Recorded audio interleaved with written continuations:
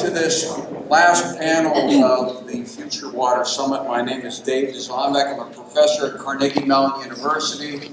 I've been involved with colleagues from Virginia Tech, Oregon State University, University of Illinois, and Florida International University over the past several years, working on envisioning a national center to advance Smart One Water. So we've been taking a lot of notes and learning a lot, and this panel today will help inform that effort, as have all the other panels and speakers. Our focus for this last panel is technological innovation and digital transformation. So we've been talking a lot about this over the past 2 days. The keynote speakers, both yesterday and especially this morning, really teed things up beautifully. So we will need no introduction here. I'll just say what we're trying to achieve with this panel is to hear from our experts, who I'll introduce in just a moment, about their experiences, their examples, and their forecasting about the future of water and the role of technological innovation. We're joined today by 5 experts, diverse in many ways, and you'll hear about that from them shortly. First, I'd like to introduce, and I'll ask each person to wave as I introduce them. They're up on the board. You can see their photos. John McCarthy, President of Arcadis US and Business Area Director for Resilience Water. John, thank you for being with us. Srini Vallabhaneni, Smart Sewer Officer for KC Water, Kansas City, Missouri. Srini. Melissa Meeker, Chief Executive Officer of the Water Tower, Buford, Georgia, Greater Atlanta area. Rebecca Eggers, America's Technical Innovation Leader at IBM. Rebecca. And Bill Munt, Executive Director of Development at NextEra Energy. NextEra Energy has a connection with Florida Power and Light. I'll let Bill tell you about that shortly. So to start things off here, I'm going to ask each of our speakers, we'll start with John, to tell you a bit about their organization, their activities, and the framing questions that we had for today's session. I've asked the panelists to pick out some aspect of those framing questions to speak to, and 5 or 6 minutes here to give an introduction, then we'll have some questions and some discussion with the panel. So John, please take it away. Great. Thank you. Thank you all for having us here today. My name is John McCarthy. I'm the President of Arcadis US Inc.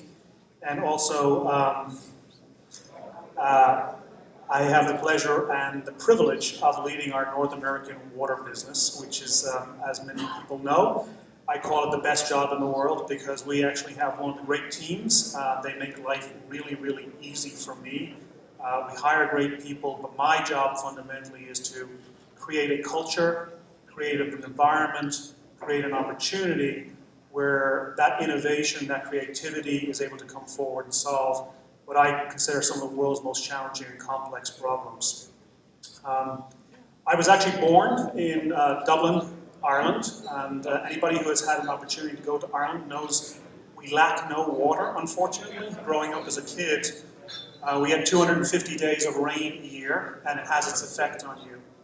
I spent most of my summers in the Balearic Islands off the coast of Spain, who has very little water. And I remember when I was very young in the early 70s, turning to my mother and saying, you know, it's a little unfortunate we have all this rain, and they have no rain. Wouldn't it be great if we could actually share all of this water together? And she said, you know, wouldn't it be great if you just had one water? So, Hardy, breaking news, it's not yours. Mom in the heavens will claim the one water solution at some point in time along the way. I really do believe that actually one water needs to be framed beyond the water. I think we need to think about one water in the context of one county, one watershed, and maybe even expanding onto we've got one planet, and realistically we've got one opportunity to get this right. Right? And that's really the challenge in front of us right now. We're not going to solve this 30 years from now. We have to solve it now as we move forward here. And that's why technology and innovation is very much a part of it. I also believe that while we're having a conversation around water, more and more the nexus between energy and water and how those two pieces come together are very, very important for us. And so we'll be happy to get into that conversation as we move forward. Very good. Thank you, John. Melissa?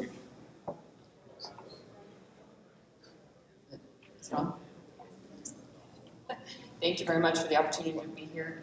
My name is Melissa Meeker. I'm the CEO of the Water Tower. For those of you who are not familiar with the Water Tower, we are a beautiful, brand new building, actually a campus in Buford, which is in Metro Atlanta on the northeast side. This campus was created to be the place where water can meet. So the entire design was around convening people, classrooms for workforce training, state-of-the-art laboratories for R&D activities, a control room that shows digital technologies, all different kinds of things, again, about creating a space for innovation in our industry. For me, when I think about innovation and technology, it's about the workforce. We can talk one word, one water all day long, but if we don't have people who show up to dig those trenches, put in the pipes, run the facilities, we've got nothing. So everything that I do at the Water Tower has an underpinning of workforce development. We've done that in a number of ways, which I'm sure I'll have the opportunity to touch on. But it really is about making people feel comfortable with data, helping us understand what that data can tell us, using that as an attractant for the workforce. It is a whiz-bang kind of thing for a gaming generation. So we've got to figure out how to tell that message, make water sexy, get people into the career so that we can have a one water world. Thank you, Melissa. Rebecca? Thank you. I'm gonna stand up. I have a hard time sitting for long. So, similar to John, I'm going to tell a little bit of a water story. It was an unseasonably rainy day in Los Angeles, and I was on my way home from an extended work trip in India. I was thrilled to be seeing my family for the first time in 40 days. But as I neared the home, I noticed that something was amiss. Every cup, trash can, bowl from my kitchen was out on my front lawn. I parked the car, rushed into the house, but before I could get close, a dripping wet 5-year-old, my daughter Gabby, came skipping out. She said, "Mommy, it's the most wonderful day. You're home and it's raining." And I said to her, "Well, babe, it's wonderful to see you too. But why are all my things on the front lawn?" And she replied to me, "Mom, didn't you know we have a drought? And we need to capture the water so that we can drink it and share it with the children you told me about in India." I knew in that moment that I needed to do everything in my power to collaborate, leverage technology, and make a difference in the world of water.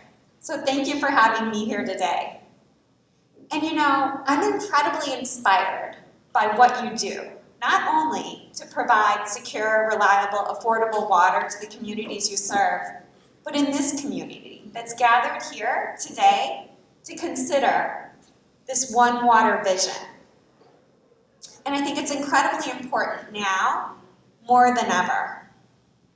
At IBM, over the past several years, we've been working to bridge past and present challenges together with our clients and business partner ecosystems. We're leveraging technologies that modernize, automate, predict, and secure. And I've prepared a couple of examples of the lessons learned and best practices to share with you all today. The first is a story from India. A woman by the name of Anju has 2 children and caregiving responsibility for others. She is never sure if she has water, and if so, what the quality of that water is. The authorities provide a website where she can access that information, but her internet connectivity is spotty. The winner of our call for code in 2021, SAF Water, noticed this issue. They rethought the workflow. They installed visual sensors and indicators at the source and provided SMS text alerts so that Anju could understand the quality and availability of her water, humanizing the workflow. Moving to Denmark, I'll tell you a story about a company leveraging work and asset management technologies. For years, they had analytics to move from time-based to condition-based maintenance. But it's very difficult to allow machines to decide. By leveraging AI, they were able to infuse trust and start to understand patterns and trends. Sund & Bælt optimized their maintenance, extending bridge lifetime by 100 years, eliminating 750,000 tons of carbon, otherwise the result of new construction. And for my final example, I'd like to take you to Milan, Italy. A project on Digital Water City, originally a partnership between the water utility and the farming community around water reuse to understand the water quality and quantities needed for crops. The first year was about digitalization, instrumentation, just to be able to do this for the first time, a brand new thought for these farmers. Once that was in place, we were tasked with capturing data at the source and securely routing it across multiple organizations in order to get it to the water utility and communicate back and forth. What we realized in that moment was that by digitizing and providing this information securely across organizations, a third industry could participate. The insurance industry was able to de-risk their contracts with the farmers because the irrigation practices were confirmed. This was a huge win for the communities and the farmers themselves, who were, at first, a little skeptical about the whole idea of digitalization. So, I share all of this with you, and one ask.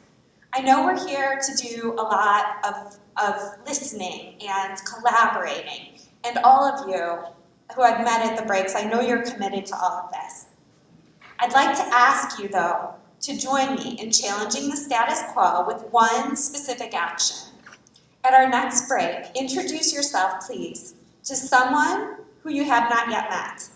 Talk about how your organization, talk about your organization and what you do, what you might do together to address this One Water challenge ahead of us, and think about something you can do in the next 6 weeks if we were to come back and reconvene and report on what we've achieved so that we can build a more secure water future for Gabby, the children of the world, and future generations to come.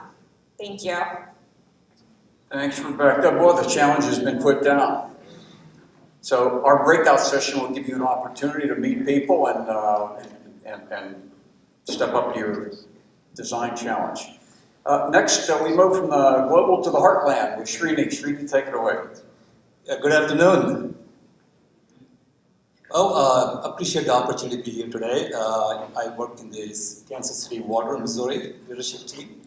And on behalf of them, I would like to share our thoughts and learn from others as well. But more importantly, I want to thank our water customers who allow me to be here and represent them today. So, a lot to take back as well.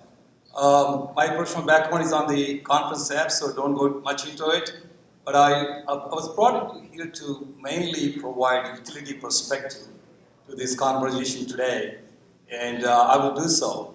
But that will be influenced by my 30 plus years of private corporate experience, probably start reflecting into as well. But my 3 years of Kansas City Water is almost equal to my 30 years of private work, so it was pretty intense living day to day to handle the public service and the priorities short-term, long-term aspects of it.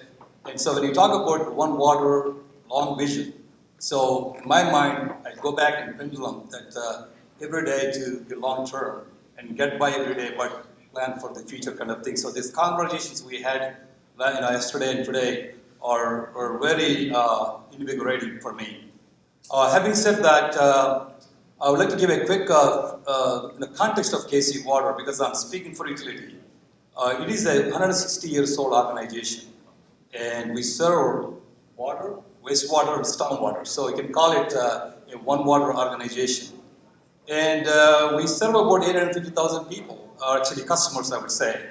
And more importantly, we're funded by their user fee charged to our customers to what we do to deliver our level of service. Now, we are under the governance of mayor, city council, city manager administration, and we are under our local codes, ordinances, and resolutions, how we do things.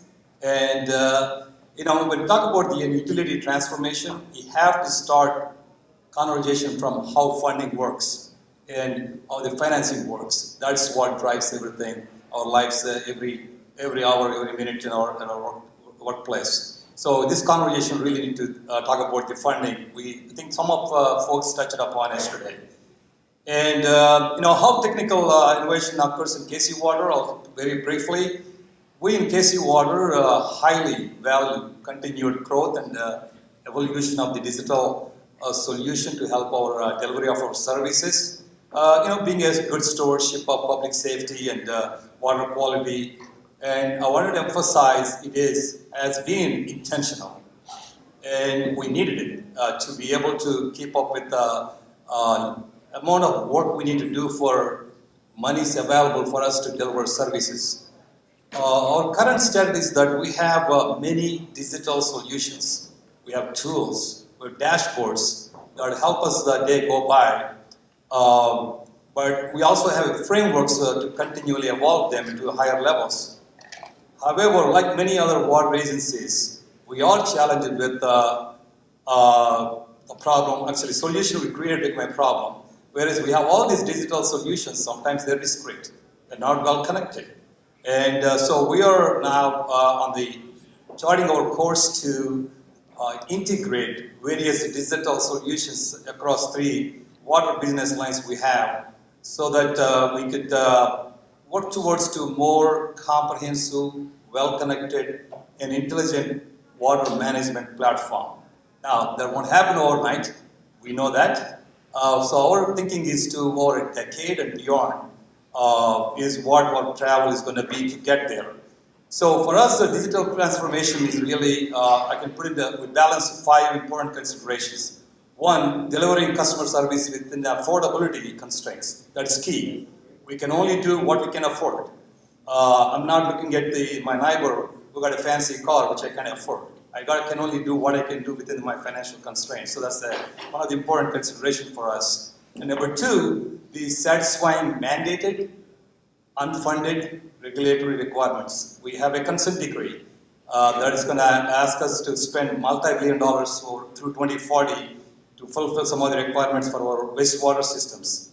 And number 3, consciously integrating technical enhancements that are fit for the purpose. We heard the word this morning again, that's important. So consciously and fit for the purpose, key words. And then number 4 is workforce and organizational readiness. And their ability to consume digital solution. We can only provide the solution at the rate they can consume. So that is very important for us. And last but not least, our citywide sustainability, climate change, resilience initiatives. We have 2050 net zero goals set by mayor and administration. So a lot of things we do, we try to fit into the global framework for the city. So these are the key considerations to keep us going. As I mentioned, that we have an opportunity in KC Water. We have a federally mandated consent decree program for wastewater systems, where we have spent, committed to $2.3 billion through 2035, but ultimately that's going to be somewhere reaching $4.75 billion ultimately. This gave us an opportunity. Here's where we have a yearly rate increases to generate monies to pay for these improvements. But that needed program, funded program, we're using that to create the blueprints of the digital utility management frameworks, where that for wastewater system, we're creating this architecture for the ultimate digital wastewater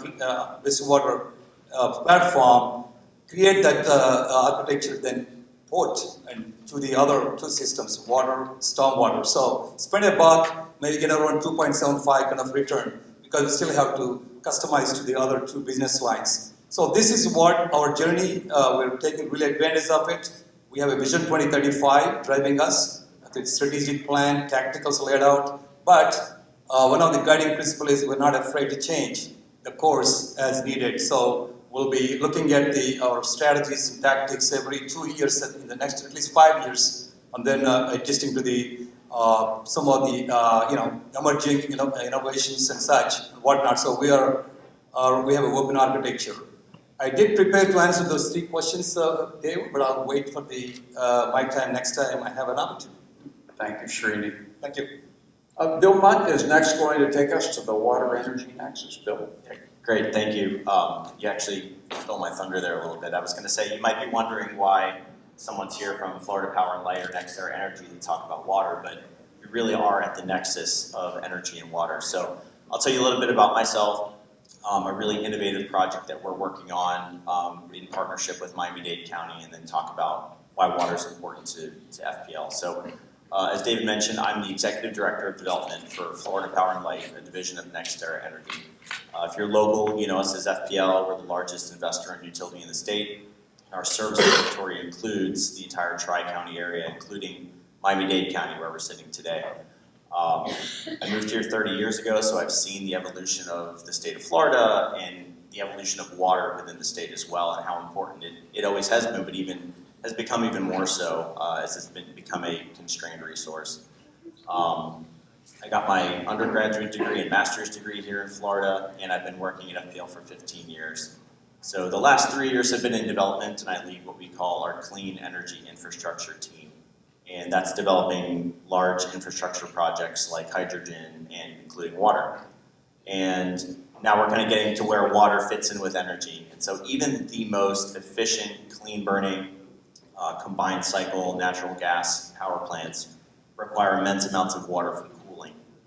And so knowing that, we were able to really create an innovative partnership with Miami-Dade County, where they will send FPL up to 15 million gallons per day of wastewater that would otherwise have been discarded.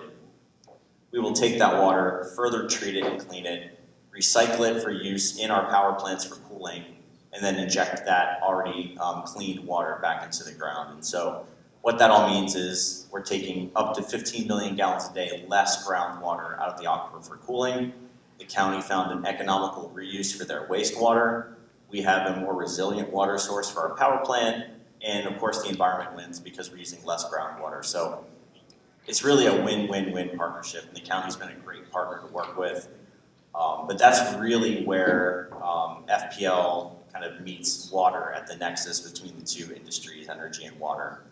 And prior to joining the development team at FPL, I led our entire procurement organization. And something I really focused on was getting rid of the buyer and seller, stigma, and really forming partnerships. And I think that's what's really innovative about what we're doing in water. We're really trying to form these innovative partnerships and commercial arrangements. A lot of the discussion here has been about technology and digital transformation, but I think innovation can come in a lot of forms, and that's really where we focused. But it's not to say that we haven't implemented some of those things in our project as well. Our Clean Water Recovery Center will also feature things like remote monitoring, remote operating, so that we're taking only the amount of water that we need, and we're sending signals directly to the county to ensure that we're conserving water as much as possible.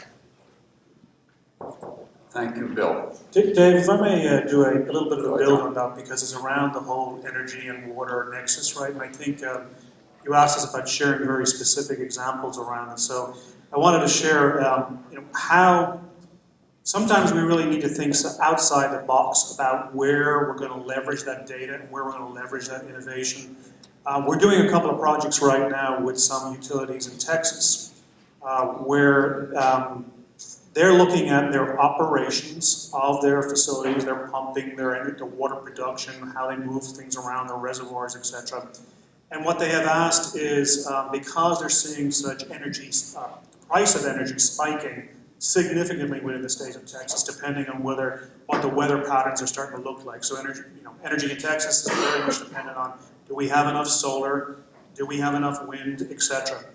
And so what they've asked us to do is to look at where they're currently operating. What does the weather forecast look like for the next 7 to 14 days?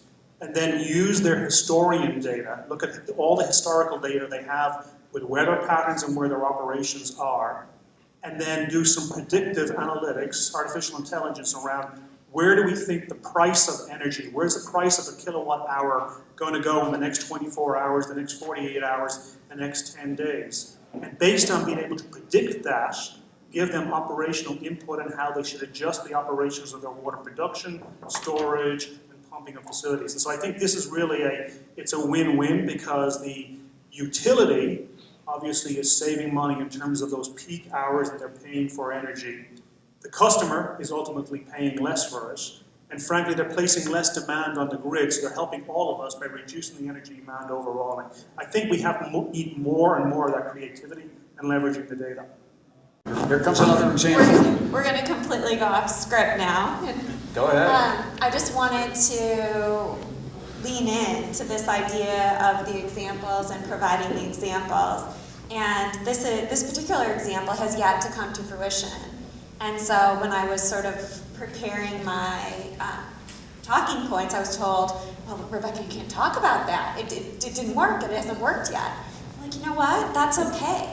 Because by sharing, it's still an idea. It's still a very valid idea. And by sharing the successes as well as the lessons learned, I think we can all move much farther, faster. And so this is a story about 50% of the world have net zero targets, including cities and businesses. We know this. In particular, Israel has their desalination is just world renowned with what they've done with water, but they were unable to meet their targets. So there was a partnership formed between Jordan and the UAE to build a solar facility in Jordan that was, funded, and the revenues would be shared by the UAE and Jordan. That power then would help, the idea is that power then would help Israel meet their goals, and Israel, in turn, would provide desalination services to Jordan. This project is still ongoing. It has not come to fruition, but just another example of the power of collaborating and really just knocking down silos of what we have control over to try to work for the greater good. Great example. Any other water energy examples? Okay, well, Bill, you got us started on some great examples here. We've heard a lot over the past 2 days about the big challenge of engaging people, hearing their ideas, their concerns, their values. We've talked here about some examples of employment of technology with respect to utilities, energy companies. But how can technological innovation help us with the very human challenge of connecting to the individual water user? How can we change the way we do things? We heard about some ways that the utility in Buffalo is no longer holding their own meetings, they're going to other meetings, but how can we leverage technology to connect with people? Melissa. Yeah, I think we're seeing a number of technologies in this space. The typical smart meter concept at the neighborhood at each home is a great way to engage the individual citizen with their water use and help them understand the value of water. They control how much money they spend, but giving them the data is how you convince them of that. Also seen some really cool sort of software technologies. 120 Water is a great example of, and there's used a lot of lead service lines to get information to individual homes through specific mailings, and then they're able to track when they open that package. What did they go to the websites that were described in the package? Did they like it? Did they send things back? Did they send in their water to be sampled? Those kinds of things. There are ways that we can get into individual homes and start conversations. So some great technologies out there that are coming forward. Thank you. Other thoughts about how to connect directly with people? Srini? Yeah, I'll give you a pure utility perspective where things happen on the ground. There's a pretty broad question is how use the technologies to reach out to your paying public or ratepayers. There are a lot of technology that's been in place in terms of how people can get the information if they have intention to. I think what Rosie is talking about more, we have that's been practiced, but it's very much of a miss, very few hits. So I think it's the way we are upping our game with multi-million dollars to be spent in the city with many parts of the water systems at the 25% quartile in terms of the poverty levels. How they're going to get the information? So we are actually very similar as what was just said, that we're actually going to their neighborhood meetings, and we're not pounding technology on them because many of them can't access to a website or look at things. So we're looking at those groups. We're going there neighborhood meetings, spending time with them on their meetings. So requesting get on their agenda. Of course, we still show technology, we still show our websites and where they can get it, QR codes and all that, we tell them that. But this more importantly is that God will cater to who is receiving the information than what you want them to see it, how you want them to see it. So we're changing the dynamics of that. But in a broader base, we do maintain up-to-date web pages. They can easily navigate. That's where the user experience portion is actually increased recently in our work, what all the industry refers to UI, UX. So user interface and user experience. So we're applying those techniques now to say those folks can have a hard time to navigate some of the information. We're trying to be mindful now, too. They can easily get to the information they should know they want. Thank you, Srini. So, maybe John, maybe you'll address this, but so we push information out. How do we get conversation input other than just monitoring social media and watching the screaming going on out there? John, can you? Yeah, so I'll share a very simple one, right? So when we get engaged on a coastal protection or resiliency project, one of the early game is obviously getting stakeholder engagement, understanding what the community, right? We have one vision of what we think the solution should be or the various different solutions are. But we actually create an app now that we send out into the community, right? Engage it with the schools, in the churches, etc. And then we ask people to provide us photographs or videos of what they observe in their community, right? So, and they feel like now they're participating in the conversation. They're sharing, hey, as you're considering this solution, have you seen what's happening with my car? It floods twice a week now where I can't get to my car, or this is where my bike trail is, and they're providing that data back. Now, the contract that we made with them is, as we start to develop the alternative solutions, we will give you access to visualizing those. So they can now, we will create the solutions, we'll create an area of downtown Boston as an example, in a digital twin. We'll do our flood modeling of what that looks like, where are all the areas that are going to be inundated. And then you can take your phone and walk up to that building and hold your phone up and see the digital model, and you can see, okay, that piece is underwater, under the 100-year flood or the 50-year flood or whatever it is. And they can move their phone around just like they're looking at a digital twin at their school or at their places of worship, and they can visualize that. So very much we're gamifying it for them on how to provide data back for them. I think it's a great way to leverage digital. Oh, that's an excellent example. Rebecca? I'd like to build on what John said, inspiring me today. Thank you.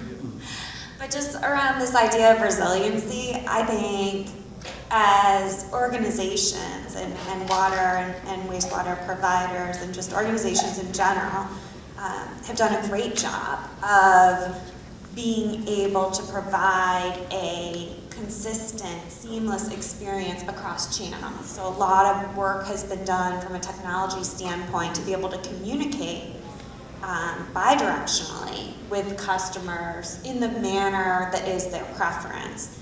And that is something that we've done a really good job of. I think in the future, consumers are going to expect seamless experiences across organizations. So those organizations that today are building the foundations to make that possible, and a great example is this resiliency idea. Las Vegas rolled out a digital twin of their city during CES, the Consumer Electronics Show, and the idea around that was largely traffic as it related to weather patterns and providing the community with access to understand where work would be done, in the street that would impact potential commuting routes. And when you start to think about the impact across organizations to a given citizen, they don't care just only about what the impact of the water work is on their particular home, but perhaps on their commuting route and other impacts as it relates to resiliency. Good example, thank you. In thinking about priority needs for technology innovation, to move toward a one water management vision we've been discussing here, we think about the parts of a watershed scale system. So we've talked about individual users, we've talked about utilities, power companies. What parts of this system, this watershed scale system, are most in need of connection to a network for data information sharing? Where are the links that need to be made? What would you view as priorities where we really have shortcomings in getting information sharing, communication going on within one water system? Bill, please. So I can start. Like the project I mentioned earlier, in theory, Florida Power and Light would have been a water user drawing water from an aquifer or purchasing water for use in our power plant. So maybe we're not necessarily considered part of the water system, but by partnering with the county, we've made ourselves now part of that system, and we view ourselves as part of that system. And so it's not just looking at what is the water system today, but who are all of the users and creators of water, and tying them all back into one system so that you're all stakeholders and you all have the same goals and objectives, right? If you trace the water molecule, so when someone earlier said we all flush the toilet, so when someone flushes the toilet in South Dade, that water molecule goes to the South Dade wastewater treatment plant, it's cleaned, it's then transported through a pipeline to FPL, we clean it again, use it for power plant cooling before we inject it cleanly back into the ground. And so I think explaining the life cycle of the water that you're using and what's happening to it, and explaining how that same molecule could be used 2 or 3 times for the benefit of everyone in the system, I think is really important. Excellent, excellent. Broader view of what constitutes a water system. Srini. Well, I'll give you 2 scales of response there. When you talk about the stakeholders, you're talking, what scale you're talking about. Just taking a utility like the Kansas City Water, with the multiple business lines, right there we have a challenge of sharing the data. So what we do at that level, trying to have the data accessibility across multiple business lines, so that folks have the access to data, and then that raises the collaboration within the utility itself. I'm not even going outside. So that is itself a challenge for many utilities, large utilities, having a line of sight for the data that's had multiple usages, and also in consistency. Therefore, deriving a higher efficiency in delivering level of service to the public, ratepayers. But outside the Kansas City area, for example, we are part of a local coalition on the flood warning side of it, flood management side of it. We share a common platform, data collection and sharing and accessibility in time to make decisions to address an impending problem or recovering after a problem happened. So that allows us to look at all area linkages together, stream gauges together at the same time together. That was not done overnight. It was a lot of collaborative effort to get there.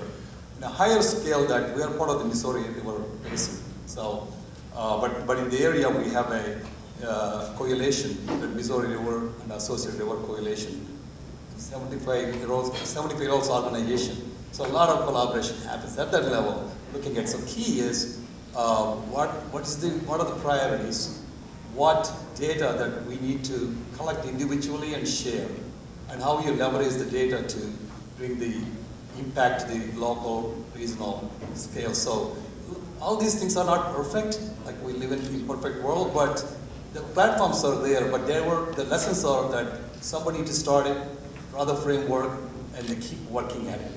Patience and perseverance, I think, really important for these things.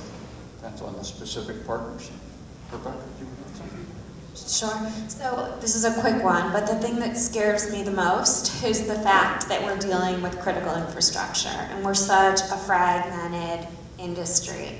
And if you think about it, this intersection of the digital, cyber, and physical world, to me, needs a lot of attention, and it's not just across the integral water value chain. I would say that for a community, it absolutely, you can't run the water without the electricity. So how we work together to protect against that and to digitize and leverage technology to share information about threats and to protect against threats, I think is going to be critical. I'll ask one more question, then we'll open it up here. Melissa, I'm going to pin you down and start us off on this one. This morning, Heather Polinsky met and talked about the general lack of an innovation culture in the water sector. At present, we've heard that from others, and everybody in this room is working to push that forward. And she talked about the opportunity to use the workforce turnover to bring in a new generation of workers that embrace new technology. What do you see in your activities about the speed and the challenges of achieving this vision that Heather described for us this morning? My passion. Two things. First, I'll say, as we are facing this mass retirement sooner or later, you will have that changeover, but I think one of the things that we're trying to do is softly introduce this workforce, no matter where they are, internally to what digital technologies, what data can actually help them do, can help them do their jobs more efficiently and more effectively. So just by, again, having a room that they can go into and get out of that 40-hour class, where on day 2 your head hits the ground because you're so bored by death by PowerPoint, to actually being in the control room where you can go through a virtual plant and understand all of those treatment technologies you were just taught about and the processes, and actually go through the plant and see those through a virtual plant. Or you can get into the SCADA system from the adjacent wastewater plant and actually understand what each of those things means. So that information, the dashboards that we get from the predictive analytics, all of that is information that people walk by the control room and they're like, wow, that's kind of cool, what's that telling me? And they can actually see the data behind that. So I think that's helping our existing workforce understand that data is not something you should be scared of. It's something that can really help us do our jobs better. Again, you walk by this beautiful control room, you're used to sitting in front of a game console, and that kind of looks like that. So you're like, what is that? It is definitely an attractant for us. Thank you. I'll take a minute here. I think very good question. Glad you asked. I think we're asking about innovation, water industry being slow in innovation. And that may be so, but the working on the trenches with the utilities and utility workers, they are more apt now than in the past. They are there already. They could actually, the next generation, asking for these tools, unlike the popular thinking about it. So we are, I think our newer workforce is ready to go, but we looked at on our KC Water, from our angle, our blueprint is that first, getting organizational alignment buy-in in this transformation continuously. But key word, I think I didn't hear much in this last couple of days, is the change management. That is in the core of the any transformation. That's actually has to be dynamic, continuous but dynamic change management there. So that's something is important to do. Also having internal champions for innovation is critical. That's something that we are intentionally doing that.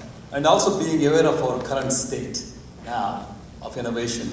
then what is the future state like, and then travel towards to it. Always be aware of current state of that transformation. I think we're doing intentionally that as well. And also be intentional again, also evaluating all the technologies coming by.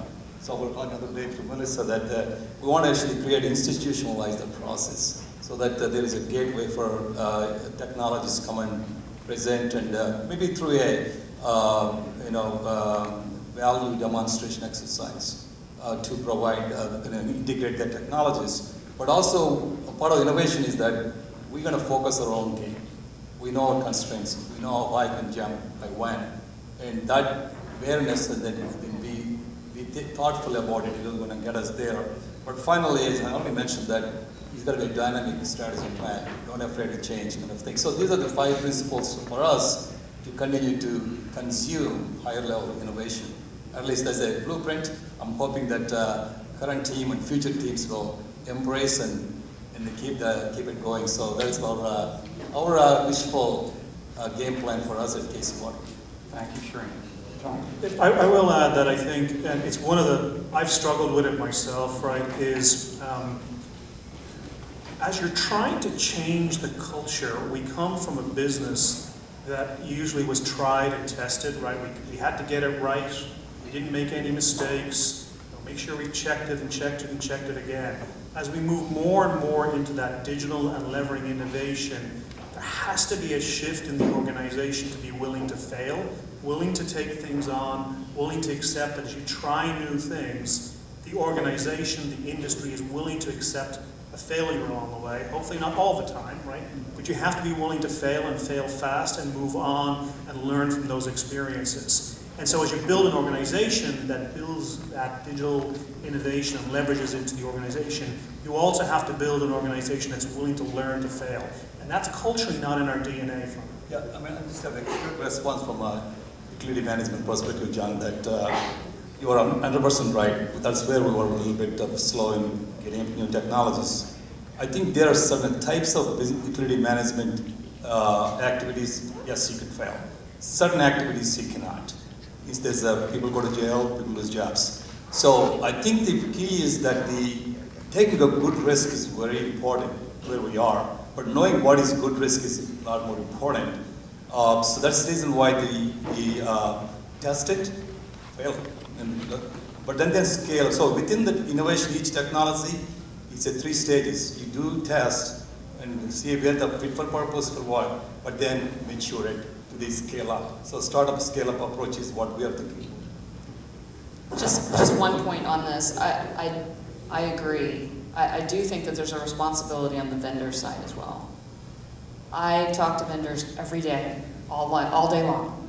We demonstrate things for them. We work with them on R&D. And the first question that I ask, and I ask this the same thing to consulting firms as well, what is your niche?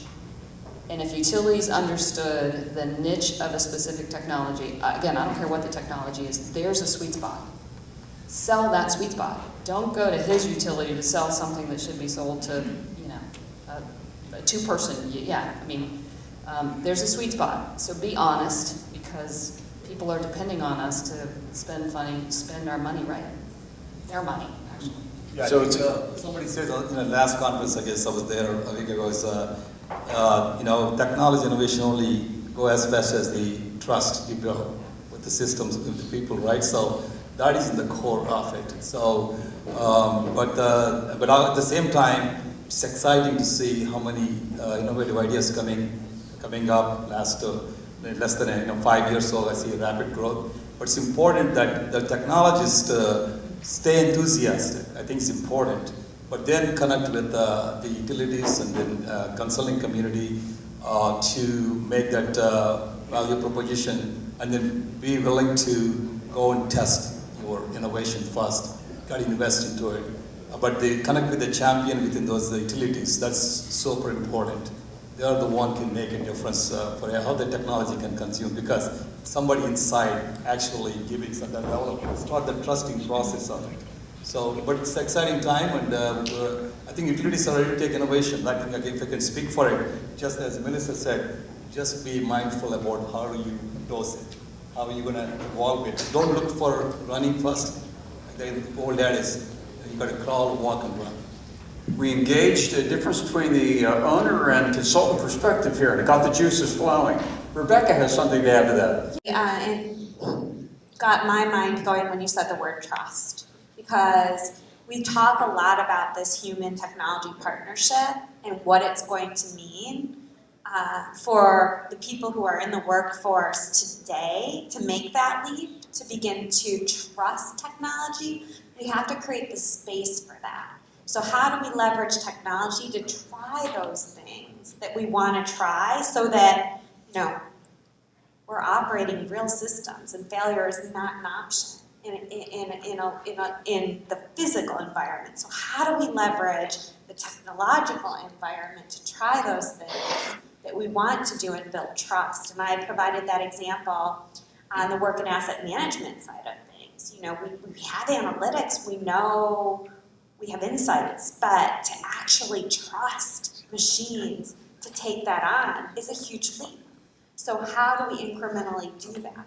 And it's a lot about this leveraging of AI, and I don't mean artificial intelligence, I mean augmented intelligence. There are people behind this. There are people looking at this at every point in time, and once trust is gained because we have the patterns, those controls are also in place. And that can all be done in a technological way that's automated and elevates the human up to do more impactful work or at allowing other work to be done at a lower cost by machines. And I think there's a huge opportunity for us to lean into that and do so safely by letting the technology work for us in that space.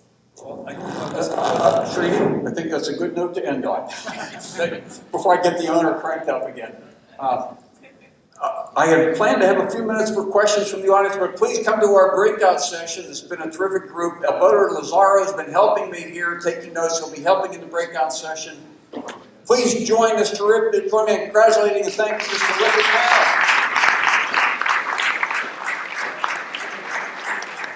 panel.